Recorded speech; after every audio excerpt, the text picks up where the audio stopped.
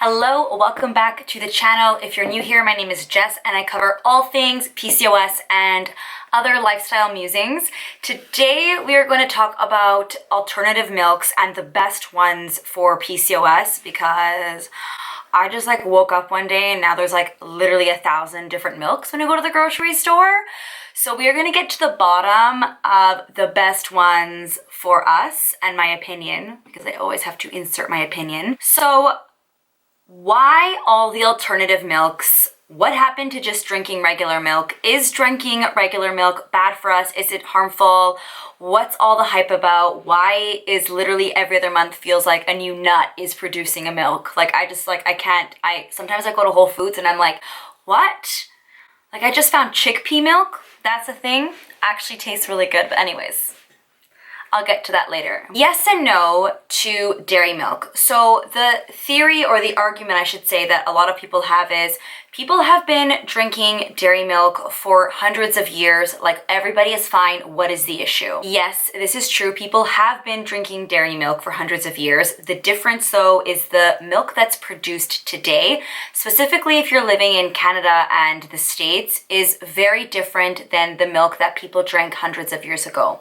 The milk that's produced today is predominantly from pregnant cows, and so either they're expecting or they've just had a baby, and so they use the milk from those cows, which have very, very high elevated hormone levels of estrogen and progesterone. So the studies suggest that when we are drinking this milk, we're actually drinking these hormones, which if you're a guy or you're someone who has a healthy hormone profile or healthy hormone balance, totally cool, because it's not really going to affect you that much. But for someone like us with PCOS who has a really disturbed hormone, not disturbed, our hormones are not disturbed, they're just out of whack. So somebody who has a healthy hormone profile, or a guy or whatever, them consuming a glass of milk isn't really the end of the world. But for us with PCOS who have unbalanced hormones,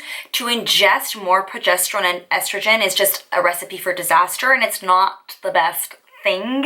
Not the best thing. I couldn't really find the amount of milk having to be ingested, but I think it's really easy to tip the scale when lots of us consume dairy in multiple forms. So you might have kefir or yogurt or cheese or obviously regular milk in a coffee, or throughout the day. These things add up, and over time, if you're drinking those things every single day for weeks, months, years, they do have an effect on us ladies with PCOS, unfortunately. They have also found that for women specifically who drank a lot of cow's milk, or again, ice cream, yogurt, all that jazz, they had a higher risk for uterine cancer, breast cancer, and ovarian cancer. Not saying you're gonna drink milk and get cancer, but the studies and the data have shown that you have an elevated risk.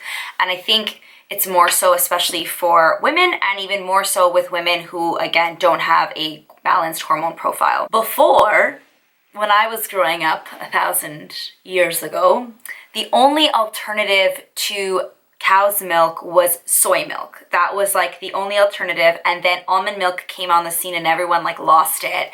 And now it's a whole different ball game.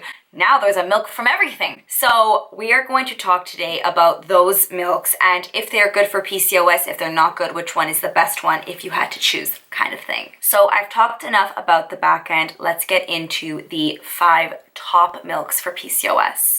At number 5 comes in oat milk, which breaks my heart because oat milk is my favorite, my ride or die, my needs to be in my coffee or I cry. That rhymes, didn't mean it to, but I like it. Oat milk by far is the best in your coffee. It just blends so well, and it froths really well if you're making a cappuccino. It just tastes so creamy, especially in iced coffee. It's just But there are some setbacks. First of all, it's great because oats actually absorb more water, so you are getting more nutrients in oat milk versus other milk varieties. So that's a positive.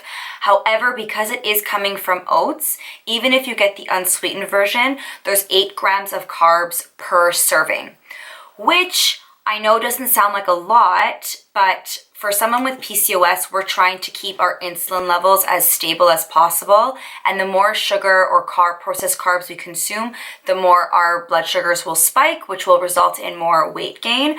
And so I know at like level surface, it's just, or surface level surface. At surface levels, like whatever, 8 grams of carbs. But if you're someone that uses alternative milks a lot throughout the day, for example, you put it in your smoothies, you have it in your oatmeal, you have it in your coffees, you have multiple coffees a day, you put it in your tea, you put it in your cooking, like that adds up really fast and you will be consuming a lot of excess carbs that you didn't even know you were consuming. So I would stay clear of it. However, if you're someone like me and I only use oat milk in my coffee once a day, like I literally use like this much, it's not a big deal. Like it's really not a big deal. So the only reason I put it in number 5 is because I know people sometimes buy an alternative milk and they use it across the board. And that's where I'm just saying be careful with that.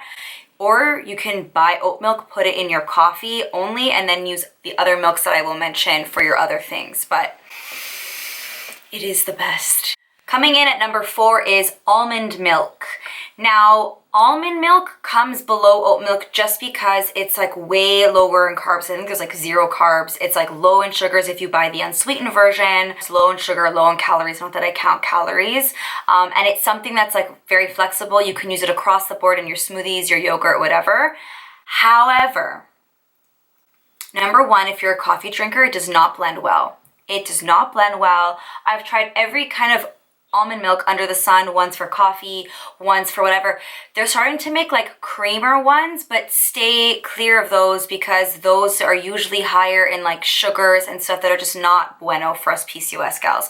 So because it doesn't do well in my coffee, I kind of stay clear for it. But the major reason I stay clear for it is the acne it causes me. Oh my goodness. I went my whole life drinking almond milk, not knowing that it was triggering my acne, and I only found this out a year ago, okay? Because it's high in omega-6 fatty acid. Again, I was using it in like my oatmeal, my smoothies. I was making my own almond milk. If you go through my Instagram, you'll see like jars that I used to make of almond milk. Like, I was drinking so much of it every day, and again, I was getting like really inflamed, like red acne. Took it out. Huge difference, huge difference. So the reason I put it number 4, better for our hormone profile. Not all of us have acne. So like some of us that have no acne, like this has nothing to do with you. If you are someone with PCOS that has acne, do not drink almond milk. Coming in at number 3 is cashew milk. Cashew milk on paper sounds like it would taste delicious because let's be honest, cashews are like the best nut. Does anyone else agree? Like they're just so buttery and they're just so good. Anyway. When I first tried cashew milk, my expectations were like up here, but it actually tastes exactly like almond milk, like to a T. Similar to almond milk in its nutritional profile, low in carbs, low in sugar if you buy unsweetened, low in calories. But the difference with cashews is it doesn't have that high omega-6 fatty acid profile, so it will be better for your skin. So if you're someone that likes the taste of almond milk, maybe just try switching to cashew milk. Also, it doesn't do well in coffee either. Maybe there are some newer ones now, but when I tried it, it was the same as almond milk. It just kind of separates. You guys know what I mean. Just, it's not fun. Coming in at number 2 is coconut milk. Coconut milk, again, on paper, sounds like it would be so good. But to me, it tastes like quite bland, quite similar to like the almond or cashew. However, again, coconut milk is quite low on like the carbs, the sugar, the calories. However, coconut milk has so many amazing macronutrients that are really beneficial for us with PCOS. It has things like potassium, magnesium, zinc, iron, all these great things that will help with PCOS symptoms, including like acne, muscle loss, anxiety. Coconut milk is also made up of MCT fats, I believe, is what we're gonna call them. Someone correct me on that. But basically, if you've done keto, I am not a fan of any diets on this channel, but from what I've read on keto, they're very big on MCT oils, MCT in your coffee, MCT in this and that, because MCT basically is a really great fat that helps minimize your appetite. It makes you only eat like enough, like you don't like overeat taking MCT, and so it helps you lose weight.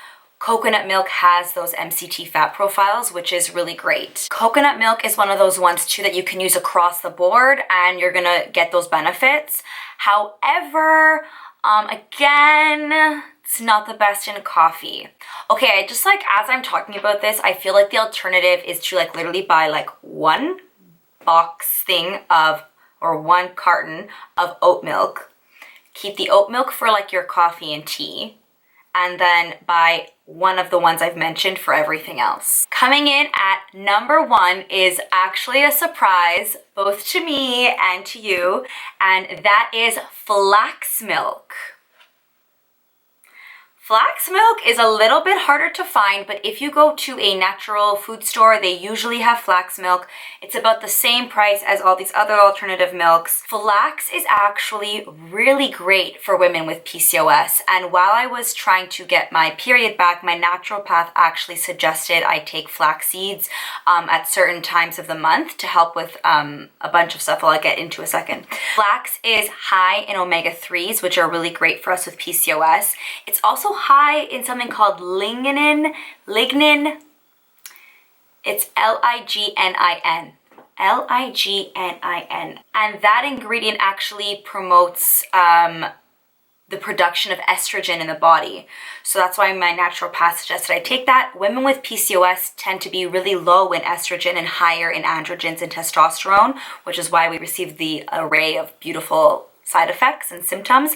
Flax as well can also help regulate your period, and it can also help with your cysts. The moral of all this is just make sure you buy unsweetened, stay away from soy, and if you're with acne, stay away from almond. But again, if you're someone who drinks only these alternative milks in your coffee, will it really make a difference? Not really. This is more for us who use alternative milks like in multiple settings and which one would be best for your PCOS health. Please give this video a thumbs up and subscribe because it really helps support my channel, and I will see you all in the next video. See ya.